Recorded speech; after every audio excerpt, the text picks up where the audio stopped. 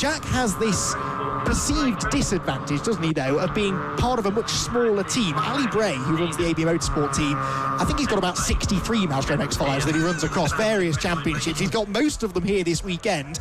That surely gives his driver, Ollie Allwood, a little bit of an advantage. He's got certainly some wingmates out there, hasn't he? He has, and that's always helpful in a championship battle. And obviously what role they play can be crucial to determine exactly what the outcome of the championship could be. The fact they're starting on the third row together is tense enough. The fact that he's got a couple of the AB Motorsport cars ahead is going to work to Ollie's advantage, of course. So on paper, looking at what he's got around him in terms of support, you'd argue that it is advantage Ollie, but then again, it's never that simple, because Jack Brewer, of course, we know how defensively quick it is. He can be, and is in some cases, quicker than all of them around him, so there's every chance he could pick his way through and get a good start. So also, one thing I should mention, I think probably because the qualifying this morning was wet, Steve Foden said that his pace after testing yesterday was not as good in the dry as he was hoping, so maybe the wet conditions did him a favour, but let's see if he possibly keeps on towards the front of the grid, or if he's managed to find the setup in the dry and he stays in front. Get this underway.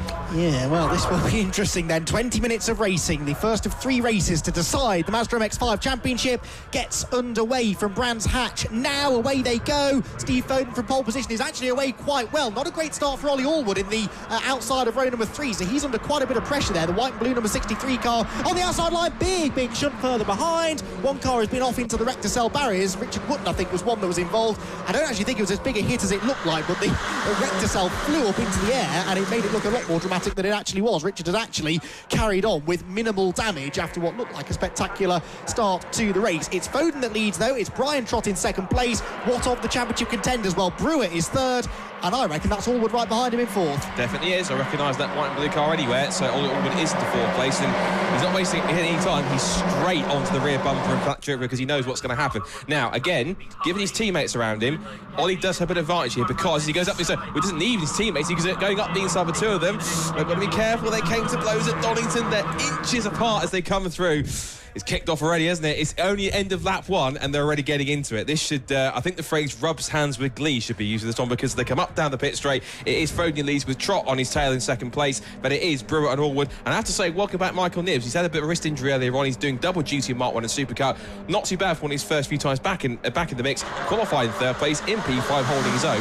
Tom effort on the first lap. He is. Fraser Fenwick is 6th ahead of Greytrex, Graham, Oates and Fisher to round out the top 10. There goes Fenwick up the inside of Michael Nibbs. Fraser Fenwick getting his elbow out here, gets up the inside coming out of Druids, but that's the outside line down towards Graham Hill Bend. Callum Greytrex will try to get up the inside of Fenwick now, and yet there's the obligatory bit of paint traded on the way out of the corner, and now that delays him and brings Zach Oates into the group as well, and they all concertina back together heading towards Surtees. The leaders are doing exactly the same thing, and for the second lap in succession, Ollie Allwood throws it up the inside of Jack Brewer. He's further along this side. He leans on his championship rival. Brewer would be sensible, I think, to just give this one up, settle into 4th place. The leaders are side by side as well. It's a job to know where to look here. Trott on the inside of Foden for the lead. Allwood on the inside of Brewer for crucial championship points. It's going to be Trott that gets the lead away. Is that a safety car board being shown? No, it's not. It is a 10-second penalty for car number 88. That's Stuart Simmons, isn't it? Who has got a penalty. Right, Trott to the lead, Allwood ahead of Foden. Scott, discuss. This is going to be pretty intriguing for sure, because Trott now, essentially, he's going to try and do everything he can to try and help out. What he needs now is almost to get inside of Foden, which he's going for. We thought about it into left hand at Graham Hill Bend, but backed out a bit of a last minute. And even though he's not essentially helping out, eventually, well, Foden will defend naturally. And always got to be careful because he's swiped right across the nose of Jack Brewer. Jack's going to try and get up the inside through Surtees. They almost will come to place again for the 3rd time in this section. There's many laps, so there's really is loggerheads between these two at the front of the field, but it is now Ollie Allwood who is not only he's in the catch-22 situation here. He's got to keep one eye attacking Steve Foden, but one big eye very much behind him on Jack Brewer.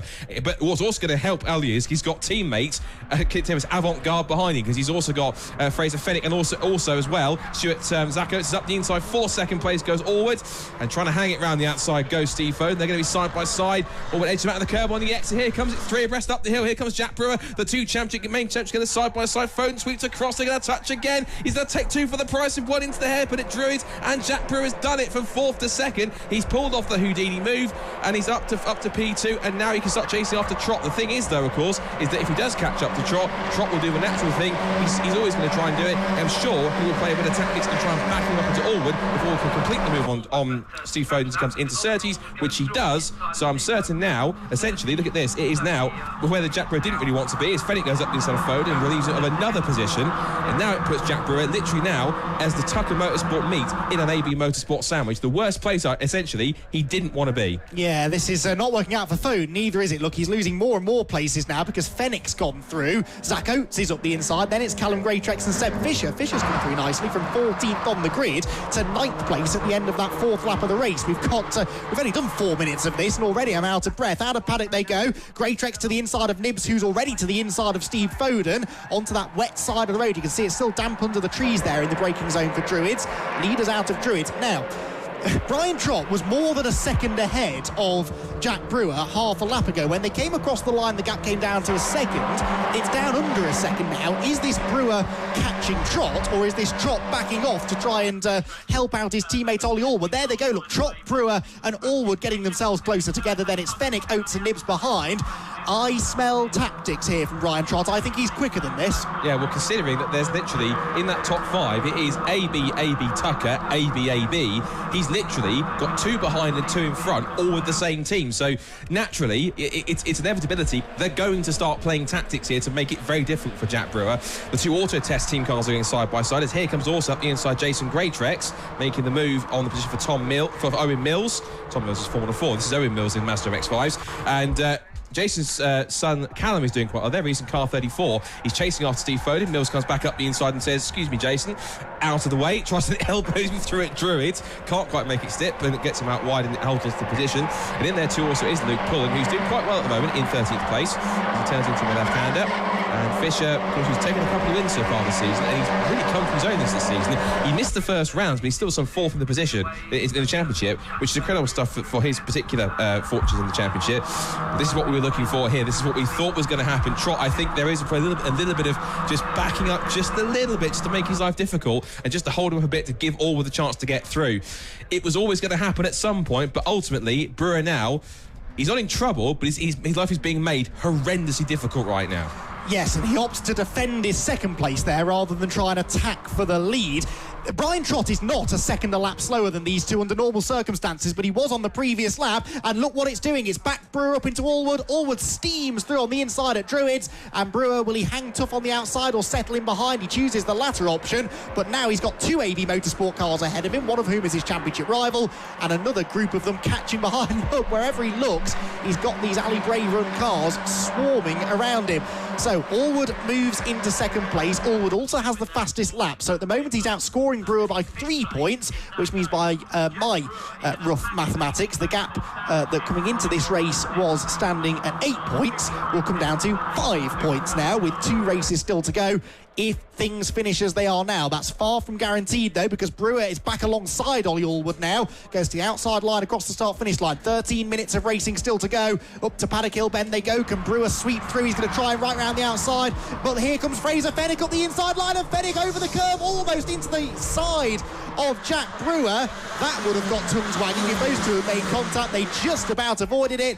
This is the peril, though, for Brewer. I do not envy him. To make progress on his championship rival here, he has to leave himself vulnerable to attack from those cars behind. It really does. There was swords drawn also just behind. There was a quick note between Steve Foden, who's now got both of the Redline racing cars, both Jason Callum and Jason on his tail now. And that's a scrap that's going on for 7th, 8th and 9th. Of course, Steve Foden came into the weekend 5th in the points on drop scores. So, yeah, you're absolutely right. Look at the amendments. It does now change things at the moment to Jack Brewer leading by provision at the moment by 5 points. So it just keeps closing it up more and more. And so we thought last year's championship was tense. There was a bit of a judicial thing hanging over the season finale. As far as I'm aware, there isn't for this year. So essentially, it's pretty much cav at it and go for points and go for 3rd place. Trying to make it AB Motorsport 1, 2, 3 is Fraser Fenwick. He goes out across the inside. He almost went across, tried to defend the place, but he realised that Jack was always going to send it back up the inside and defend. Fraser now gets the switch back. He leaves Jack Brewer high and dry, and look, he gets the slingshot. Zach Oates. So it might be another 2 spots that he loses. into third place. Move complete for Fennick, and up the inside again goes Zakos. Zakos right past both of them, and look at that. That's an AB Motorsport blockade. He's completely boxed in. Back up the inside he looks, but still can't get through. There's contact. Round goes Fraser Fennick. Oh, and it was contact from Jack Brewer. Now then, that might be interesting, because if that's deemed to be Jack Brewer's fault and he gets penalty points for that, if he gets a penalty, that could have, I think it's another statement to say, massive championship connotations.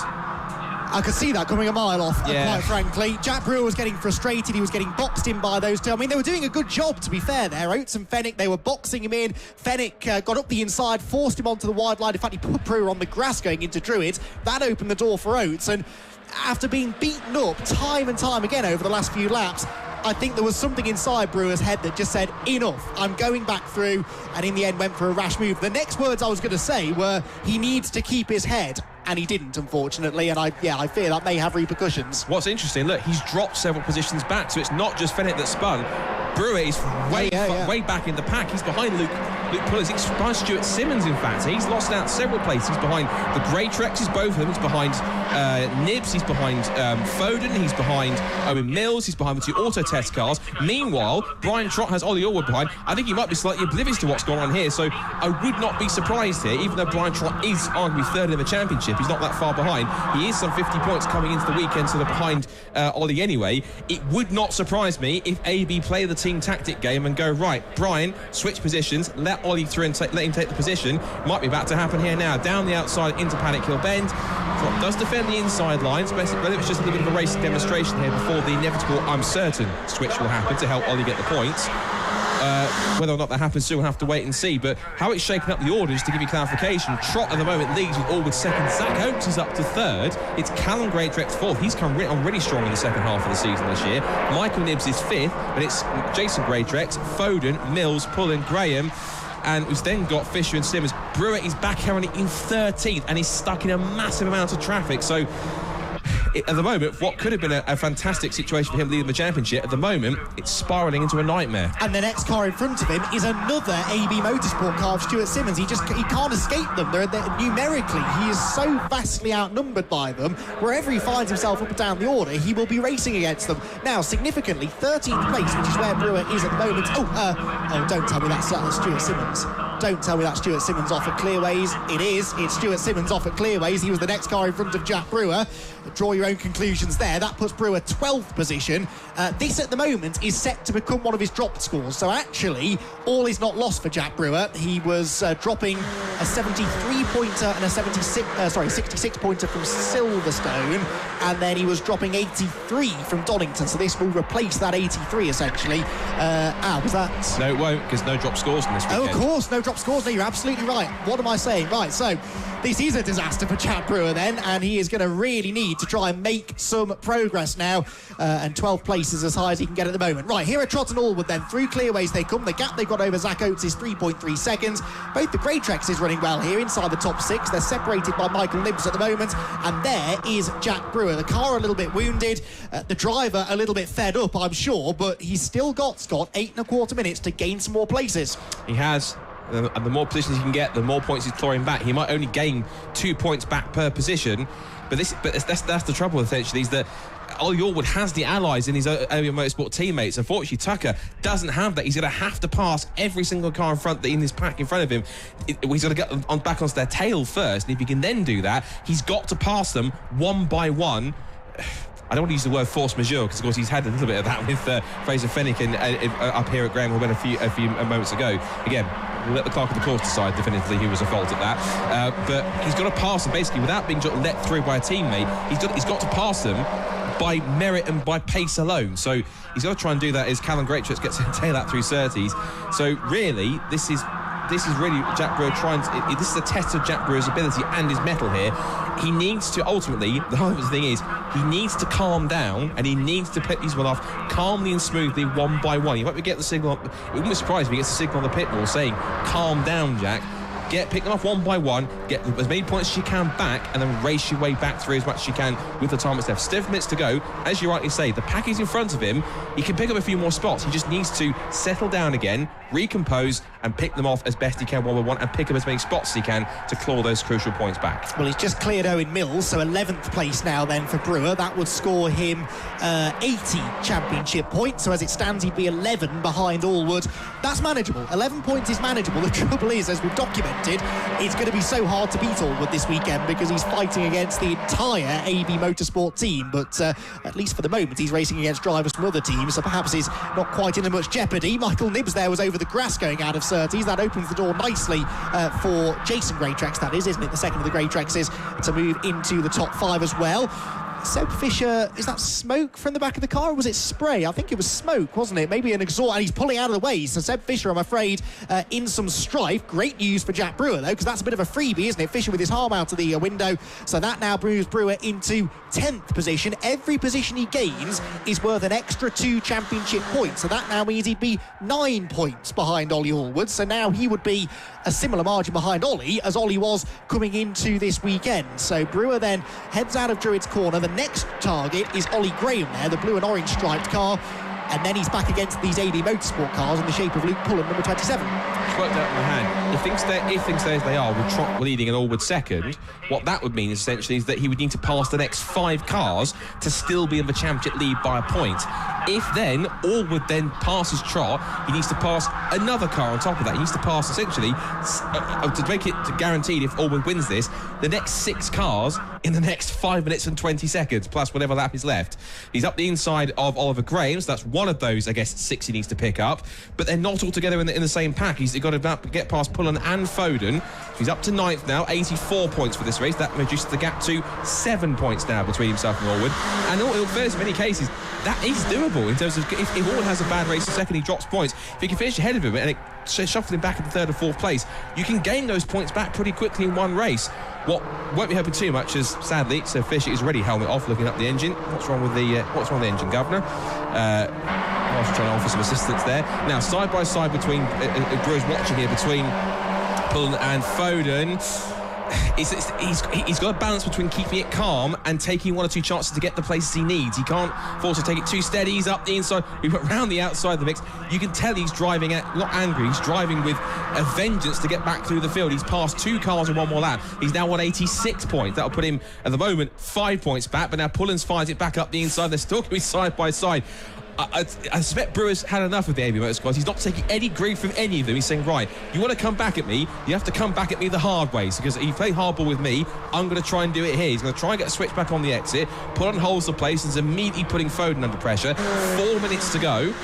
He's got a couple more places to make up. So essentially this right now, given the situation of the championship, for this race, it's essentially 2 words: damage limitation. The more places you can pick up now before the end of the race, the less work he has to do in the next few races to try and get ahead of Allwood and outscore. Simple as that. It is telling, isn't it, though, that he cleared Owen Mills in a moment, he cleared Ollie Graham in a moment. Seb Fisher pulled off with a problem, admittedly.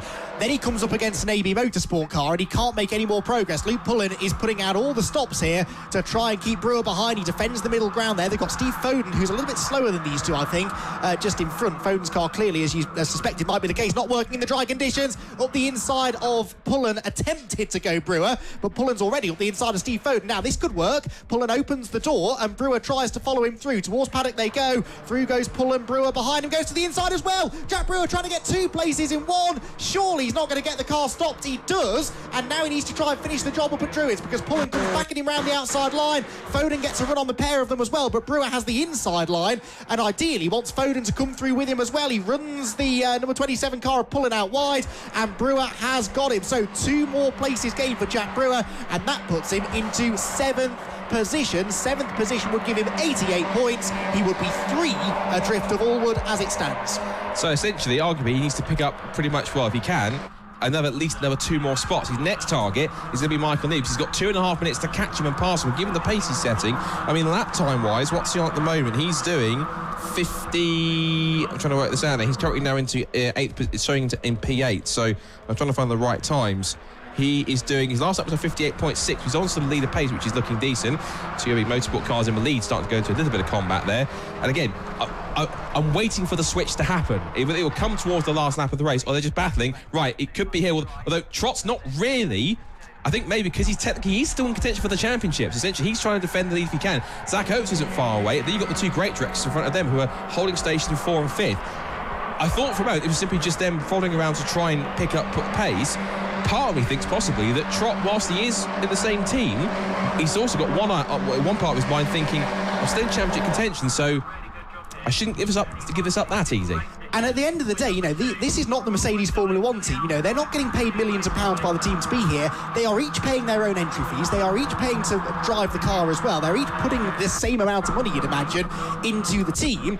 Why should Brian Trott give Ollie Allwood the race victory? Yes, he might choose to do the right thing by the team, but you're absolutely right. He has a chance here to take a race victory. He's only had one so far this year, Brian Trott, and he's making his intentions clear here, isn't he? Either this is a really good show, and they both deserve Oscars, or I think he's genuinely trying to hold on to the race lead, because right now, Allwood can't find a way by, and actually they're delaying each other now, and their teammate, Zach Oates, is catching them in third. It's an AB Motorsport 1-2-3 at the moment then. Then it's the pair of Greatrex brothers, Callum ahead of Jason 4th and 5th. Michael Nibbs is in 6th position, and on the last lap was 4 tenths quicker than Jack Brewer. Now, of course, Brewer's car may be damaged. It's had at least one, maybe 2 or 3 bits of contact in this race. That might just be stymieing his progress through the field a bit now.